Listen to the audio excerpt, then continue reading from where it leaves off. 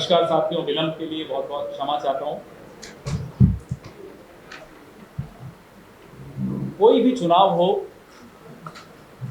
अगर हम सत्ता में हैं तो हमारा एक कर्तव्य है कि हम आपके माध्यम से वोटर के सामने अपना बही खाता खोलकर सामने दिखाएं कि साहब ये हमारा बही खाता आपके सामने। मुझे लगता है ये परंपरा आवश्यक है और इस परंपरा की शुरुआत का आरंभ कांग्रेस पार्टी ने किया है। बड़े गर्व के साथ मैं कहता हूं, पिछले 5 साल इस पूरे विश्व के, हमारे देश के, हमारे इस प्यारे से प्रदेश के कैसे गुजरे वो आपके सामने है। उसमें 2.5 साल बहुत ज्यादा लोग परेशान रहे कोविड की महामारी से। उसके बावजूद अगर बही खाता खोल के देखें तो मैनिफेस्टो का आपने कितना कुछ हासिल करके दिखाया, इसको देखकर पूरा विश्व अचंभित है। यहां से दिखता है कि नीयत हमारी बघेल सरकार की, यहां कांग्रेस सरकार की कैसी नीयत थी, कितनी अच्छी नीयत थी। ना केवल किसान, ना केवल नौजवान, ना केवल मजदूर, ना गृहिणियां, ना आदिवासी, सब कोई ऐसा वर्ग हो जो जिसको छुआ नहीं हो हमारी यहां की योजनाओं ने, ऐसा आपको कोई वर्ग नहीं। इसलिए बड़े गर्व के साथ अब छत्तीसगढ़ आने के लिए तो प्रतियोगिता है हमारे यहाँ आपस में। हम लोग जितने राष्ट्रीय नेता हैं छत्तीसगढ़ जरूर आना चाहते हैं प्रचार में, क्योंकि यहां बोलने को बहुत कुछ करके दिखाया। मैं आपको ये कहानी बड़ी प्रिय कहानी है और सत्य घटनाओं पर आधारित कहानी है। राहुल जी और हमारे कई नेता शपथ ग्रहण समारोह में राजस्थान, मध्य प्रदेश और छत्तीसगढ़ एक ही दिन में तीनों मुख्यमंत्रियों को शपथ दिलवाने आए।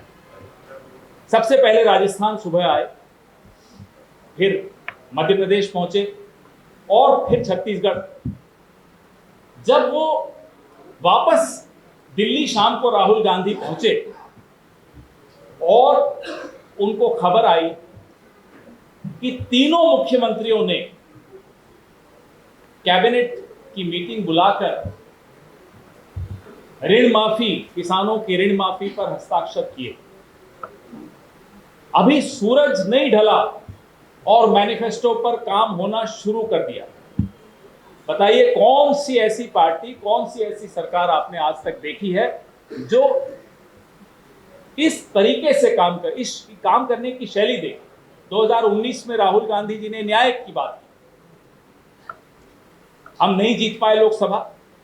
छत्तीसगढ़ की सरकार ने न्याय को परिभाषित किया, नीतियां ऐसी बनाई कि न्याय मिला। आदिवासियों को धान खरीदी में, किसानों को, आप कोई नाम ले लीजिए, हर वर्ग को वो राहत मिली। अब आइए आप हमारे प्रधानमंत्री की बात थोड़ी देर कर लें। उनकी बात के बगैर अफसाना अधूरा होता। मैं जिसे राहत कहता हूं, अभी जो मैंने बखान किया हमारी राहत का, उसको वो रेवड़ी कहते हैं। अगर धान में किसान को कीमत मिले तो प्रधानमंत्री को उनको उसमें रेवड़ी दिखती है, उन्हें आपत्ति है इस बात से। तेंदुपत्ता की अच्छी कीमत मिले तो प्रधानमंत्री को उसमें भी रेवड़ी दिखती है। आप मुझे बताइए वो रेवड़ी है या राहत है? कांग्रेस तो उसे राहत मानती है। अदानी को दोगे तो वो किसको राहत दे रहे हो आप? क्या अदानी को राहत की आवश्यकता है? राहत की आवश्यकता तो मजदूर, किसान, आदिवासी, मध्यम वर्ग के श्रेणी के लोग, हम सबको राहत की आवश्यकता है। लेकिन प्रधानमंत्री को हम सबको जो मिलता है वो रेवड़ी दिखती है और अदानी को जो मिलती है वो राहत दिखती है। तो अब आपके सामने हर बार जो भी यहां प्रेस वार्ता करता है वो बही खाता ही बघेल साहब की सरकार का आपके सामने रखता है। मुझे लगता है कि एक एक वोटर को रट गया होगा अब तक तो कि क्या क्या काम हुआ इस सरकार द्वारा। अगर ऐसी सरकार, ऐसी पार्टी हो जिसको, ये एक मुझे बड़ा अच्छा लगा, बड़ा मैंने इसलिए अनुमति ली इनसे, विनोद जी से भी और शुक्ला जी से और राधिका जी से, कि मैं ये आज आपके सामने दिखाना चाहता हूं कि बटन कमल पर दबेगा तो वीवीपैट से अदानी निकलेगा। ये देखिए बड़ा खूबसूरत है। आपके पास है तो एक एक सब उठा के रखें तो अच्छा लगेगा। पहले ये रिलीज करते हैं। ठीक है, बड़े वाले ले लो सर। अब ये देखिए, ये है रेवड़ी।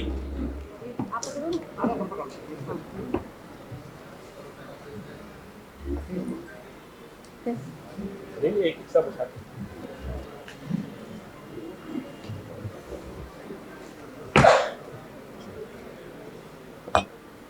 छत्तीसगढ़ की संपदा को अगर गौतम अदानी को सौंपने के लिए ये सरकार में आना चाहते हैं तो नियत आपके सामने दिखा दिया। बैठ जाए तो फिर आगे बात शुरू कर। ये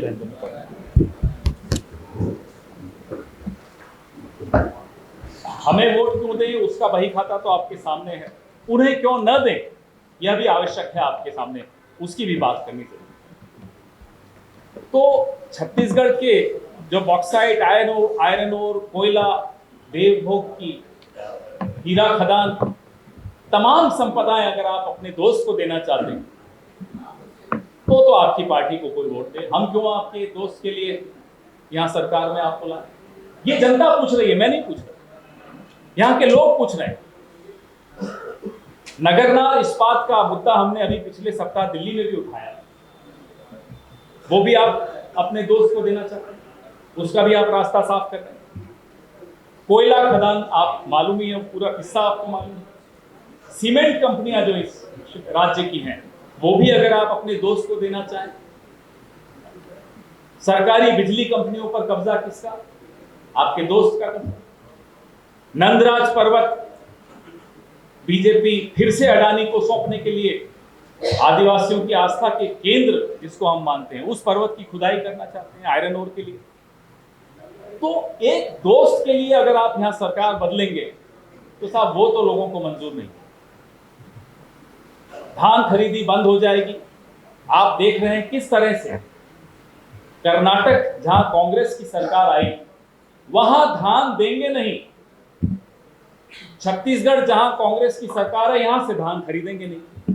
अरे आप देश के प्रधानमंत्री हैं, वहां हम पैसा दे रहे हैं, कर्नाटक पैसा दे चुकी, जमा करा चुकी, लेकिन वहां आप चावल नहीं देंगे, वहां चावल देंगे नहीं।